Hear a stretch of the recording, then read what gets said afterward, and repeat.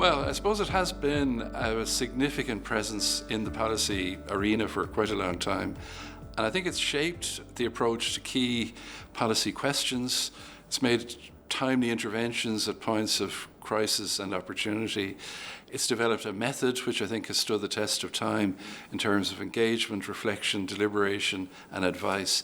And it's retained the trust of its participants, policymakers, and to some extent the public.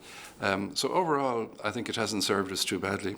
It's provided a framework within which to understand key challenges that we faced. And at key moments, it's provided, I won't say a change of paradigm or a eureka moment, but it's made more intelligible and, as a result, more accessible to policy some of the key issues that have been underlying Ireland's development challenge over the years, whether it was getting out of the financial crisis in the 80s, approaching our membership of the EU from a more strategic point of view, conceptualising the state as a developmental welfare state, linking the economic and the social, and in the crisis of the 2008-2009, providing a framework for understanding what had happened and why it happened, and as a result, pathways to recovery. I think NESC operates at two levels.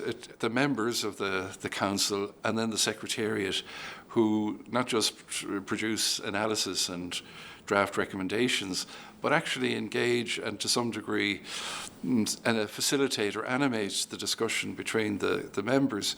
So the greatest asset a member could bring and has brought to NESC is an open mind. In the crisis of the mid-80s, as a way of understanding how to get out of the bind into which we had got fiscally and economically, the strategic report demonstrating the importance of a consistent policy approach and doing the arithmetic, if you like, on how the national debt could be unpicked, that created a framework in which people could act sensibly, marrying their sectional interest with the national interest. So that was profoundly important.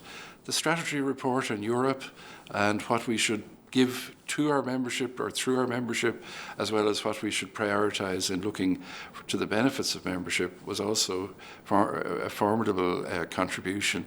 The developmental welfare state, I think we have never had, or hadn't had at least, the debate other countries have had about should we have a welfare state, and that sort of sidestepped that problem, if you like, to create a different approach to social policy and economic policy, and more recently environmental policy. There is, I think, a great value in having a clear sense of long-term direction. One might be knocked off course from time to time, but having an eye on the prize, so to speak, of what truly will deliver in the longer term is important. And I think NESC has given public debate and key policy actors, the social partners, a sense of that longer term perspective, the things which build capacity, which build resilience, and which enable goals like redistribution and so on to be achieved. I mean, obviously other institutions, other actors have made valuable contributions too, but what NESC brings is not just analysis, but the shaping of conclusions and recommendations through a deliberative process that draws on the expertise and insights of a wide spread of participants who are in membership. It seems to me that's a hugely valuable asset. So I think NESC is well placed to help us to understand what's happening, first of all, and to craft approaches to policies that could be as effective in the future as they were in the past. I think if one were to look back on the 50 years, I think there's great credit due to some particular individuals. All played a role and all were part of the process. But there were people in the Secretariat and in the membership who at critical moments provided leadership in looking at issues in a fresh way. And in some cases, some members took great risks in stepping away from what might be regarded as the sectional interest they were ostensibly there to represent.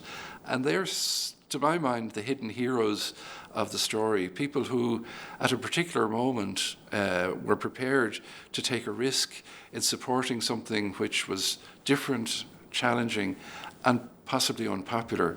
And the future of NESC will depend on people like that coming forward into the future.